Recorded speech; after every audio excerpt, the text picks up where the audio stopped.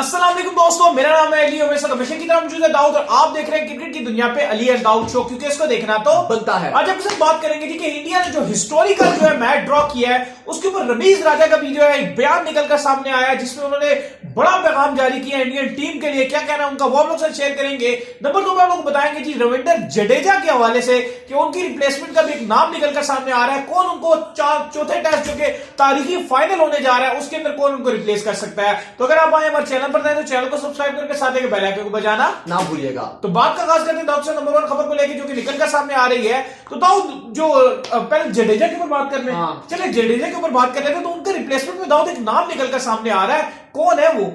देखिए अली, बिल्कुल, क्योंकि जडेजा ऑलरेडी जो है वो इस सीरीज से बाहर हो गए हैं, बल्कि ना सिर्फ गाबा टेस्ट से बाहर हो गए हैं बल्कि इंग्लैंड के अगेंस्ट जो 2 टेस्ट मैचेस हैं उनमें भी अब उनकी शिरकत जो है वो मशकूक दिखाई दे रही है। टीम इंडिया इंजरीज में तो घिरी हुई है। बुमराह ऑलरेडी बाहर हो चुके हैं, मयंक अग्रवाल का भी डाउट है,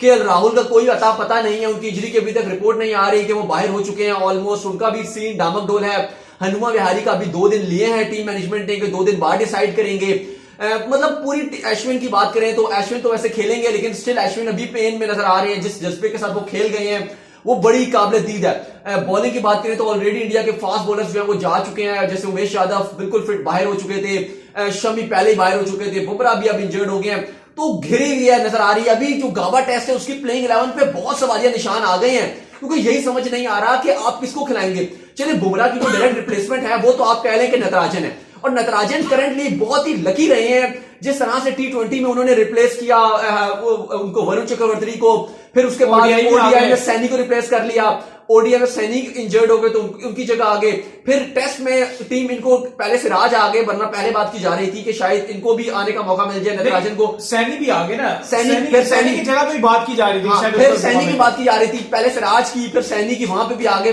लेकिन कुदरत इनका ऐसा साथ दे रही है कि इवन बुमराह की कॉस्ट पे अब जो है वो नटराजन खेल रहे हैं, खेलेंगे। आप ये देखें कि ऑस्ट्रेलिया की जो बॉलिंग लाइनअप है वो अपनी फर्स्ट क्लास बॉलर्स के साथ खेल रही है, इंडिया अपने सेकंड बॉलर्स के साथ खेल रही है। सेकंड भी नहीं है, सिराज कहां पर सेकंड नहीं है, ये सैनी कहां पे फर्स्ट सेकंड नहीं है, ये थर्ड फोर्थ में लॉट में आ जाती है। क्योंकि देखें जो अब इससे ये साबित होती है जो इंडिया के पास बैकअप है वो कितना स्ट्रांग है, बहुत स्ट्रांग बैकअप है। लेकिन अब देखिए, अब असल में एक बैकअप की भी एक लिमिट होती है। अगर आपके 12-13 प्लेयर इंजर्ड हो जाए, पूरी प्लेइंग 11 में 12-13 प्लेयर इंजर्ड हो जाए तो फिर आप ये नहीं कह सकते ना बैकअप होता है, 1-2 प्लेयर्स का बैकअप होता है, ऐसा नहीं होता। अश्विन आपके इंजर्ड है, आपके बुमराह इंजर्ड है, आपके केएल राहुल, बहुत लंबी लिस्ट है। विराट आपके है, कप्तान ही नहीं है, विराट ही नहीं है,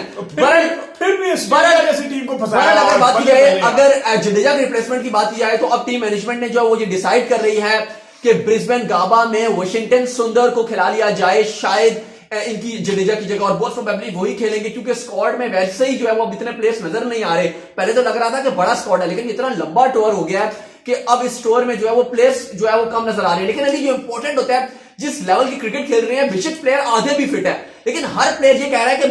मैं करके दूंगा, मैं मुझे आप भेजे, मैं करके दूंगा, मैं लड़ूंगा, मैं डिलीवर करके दूंगा। ये वाली जो चीज है ना, ये किसी भी टीम के लिए और किसी भी कप्तान के लिए, किसी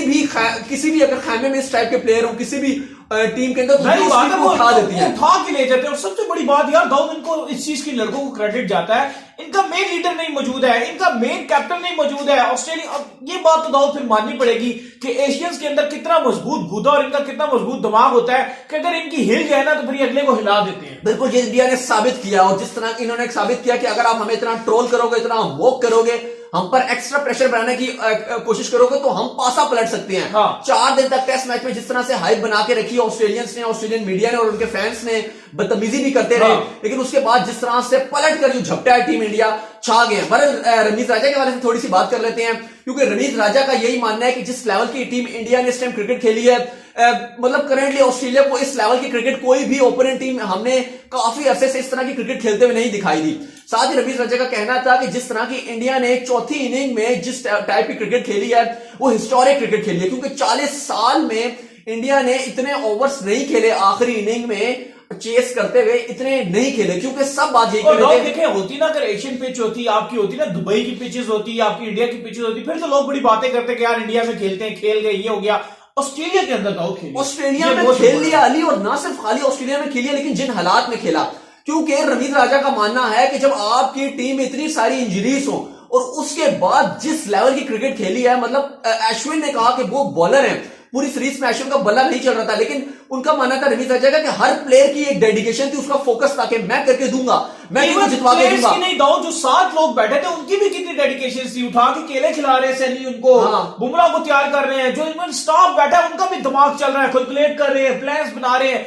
सब डेडिकेट होकर खेल रहे थे। और बहरहाल रमीज राजा का मानना यह है कि ऋषभ पंत इस टाइम सीना कंट्रीज के सबसे उन्होंने बेहतरीन जो है विकेट कीपर और बैट्समैन करार दे दिया कि जिस तरह अगर आप बाकी एशियन कोई भी विकेट कीपर देखें या कोई भी इवन प्लेयर भी देखें इस टाइम करंट लॉर्ड में, तो आपको कोई भी ऐसा नजर नहीं आता जिस लेवल की क्रिकेट ऋषभ पंत ने कल खेली है। तो जाहिर है ऋषभ पंत को तो सभी प्रेस कर रहे हैं, काफी सारा जो है वो रमीज राजा ने ऋषभ पंत को प्रेस किया और उनका यही मानना था कि जिस तरह की पुजारा, हनुमा विहारी और साथ जो है वो अश्विन ने जिस तरह उनका साथ दिया और ऑस्ट्रेलिया को हिस्टोरिक टेस्ट मैच ड्रॉ किया है, ये किसी जीत से जो है वो कम नहीं है, बिल्कुल ये आप इसको जीत ही मान के चले। जितनी बड़ी इंडिया ने जो है वो ऑस्ट्रेलिया को हारा और टेस्ट मैच ऑस्ट्रेलिया ने बचाया है, तो ये जीत दिया क्योंकि ये एक्चुअली पलट दिया, क्योंकि उनका मानना था कि ये एक्चुअली ये टेस्ट मैच भारत जीत जाता अगर इंजरीज ना होती, अगर जडेजा इंजर्ड ना होते तो इंडिया की अप्रोच डिफरेंट होती। लेकिन इंडिया इसलिए इस अप्रोच के साथ गया था मतलब ड्रॉ करने की अप्रोच से, क्योंकि इंडिया ऑलरेडी उनको पता था कि अगर अश्विन अटैक करने जाते हैं तो पीछे बल्लेबाज है नहीं खेलने वाले।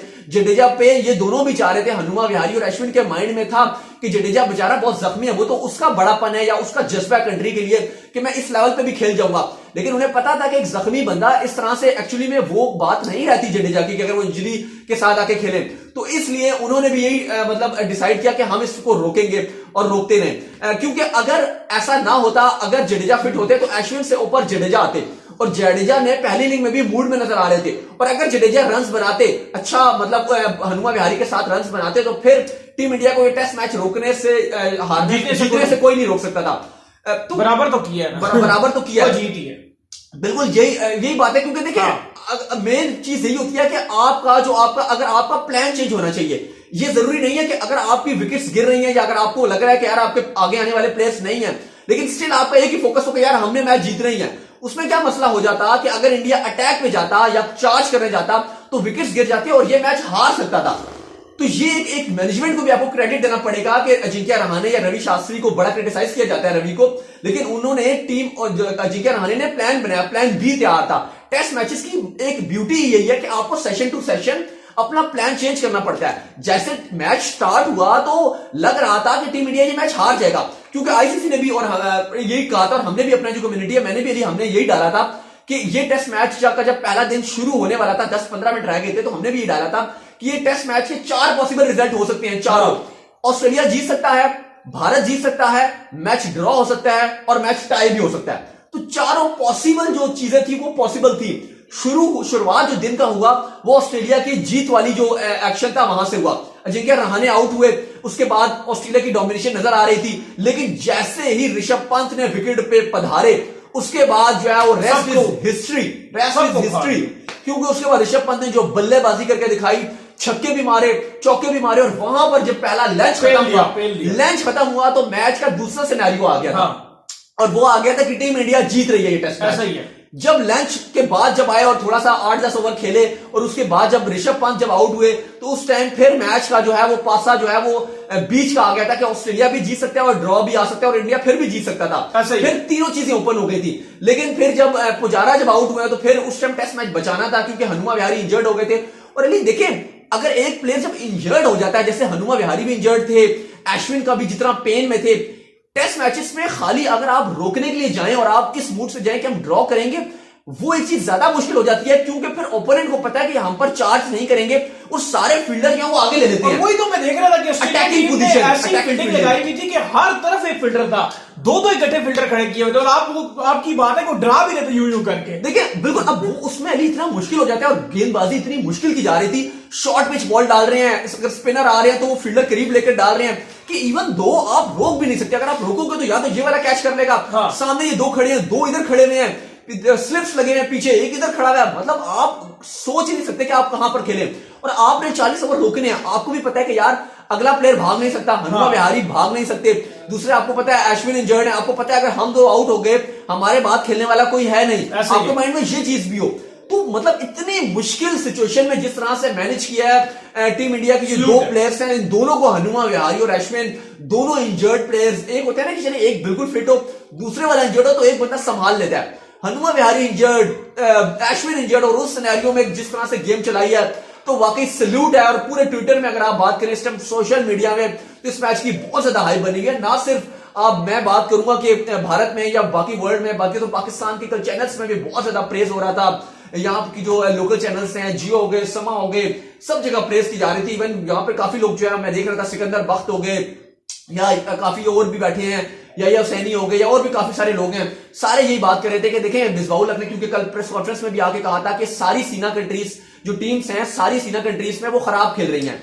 तो उन्होंने यही बात की थी कि जितनी भी टीम्स हैं बाहर जब भी टूर करती हैं तो वो खराब खेलती हैं। तो इन्होंने बड़े आड़े हाथों लिया था मिसबाहुल हक को कि देखें आप कैसे कह सकते हैं, आपकी पड़ोस की टीम है इंडिया, वो ऑस्ट्रेलिया में कैसे खेल रही है। और दूसरा मिसबाहुल हक ने ये भी एक्सक्यूज दिया वहां पे कि हमारे पास वहां पे मेन हमारे बाबर आजम नहीं थे, फखर जमान नहीं थे, जिसकी वजह से भी हम लेट डाउन हुए। तो इसके ऊपर पाकिस्तानी फैंस ने उन्हें आड़े हाथों ले लिया कि उन्होंने कहा भाई इंडिया के पास विराट कोहली नहीं थे, इंडिया के पास और भी नहीं थे, 10 खिलाड़ी, इंडिया कैसे जीत गया। उसके ऊपर उन्होंने उनको सही ये कैसा एक्सक्यूज, इस बात में मीडिया एक प्लेयर पे आपकी टीम खेल रही है। बिल्कुल, तो यही बात है कि आप देखें ना, फिर उन्होंने भी यही बात की, सिकंदर बख्त ने, और वो बाकी जो बात कर रहे थे यही कह रहे थे कि उनकी जो मेन प्लेयर्स उनके नहीं थे, उसके बावजूद उन्होंने ये एक्सक्यूजेस नहीं दिए, बल्कि उन्होंने कहा कि हम डिलीवर करेंगे। तो अगर पाकिस्तान की टीम ये वाला जज्बा लेकर आए कि भाई हम ये एक्सक्यूजेस नहीं देंगे, हम करके देंगे, तो आप कर सकते हैं, ऐसी बात नहीं है। लेकिन अगर आप ऐसा, ये आपका जज्बा ही, अगर आपकी मैनेजमेंट आपको ऐसे लेट डाउन करेगी कि जी वाकई ये तो है, एक्सक्यूजेस देगी, लेकिन हाँ ये तो है ऐसा, तो आप वो है ही नहीं आपके प्लेयर्स, फिर तो होना था। अगर आप ये वाली अप्रोच होगी तो फिर आप वाकई हार जाते हो, और वो न्यूजीलैंड में हमने देखने को मिला। लेकिन अगर आप पाकिस्तान भी बड़े जज्बे के साथ जाता कि नहीं हम कर सकते हैं, तो पाकिस्तान भी अच्छा कर सकता था। बहरहाल पूरे वर्ल्ड में जो इस टाइम फिलहाल इंडिया की जो लास्ट टेस्ट मैच गुजरा है सिडनी का, बहुत ज्यादा बात चल रही है। तो उम्मीद करते हैं आज का शो हमारा आपको पसंद लग रहा है। वीडियो को लाइक कीजिए, चैनल को सब्सक्राइब कीजिए, साथ में बेल आइकन को बजाइए, दौड़ को फॉलो कीजिए, इंस्टाग्राम में बिल्कुल, इंस्टाग्राम में मुझे फॉलो करना और फेसबुक में भी हमें फॉलो करना। नेक्स्ट वीडियो, तब तक के लिए बाय बाय।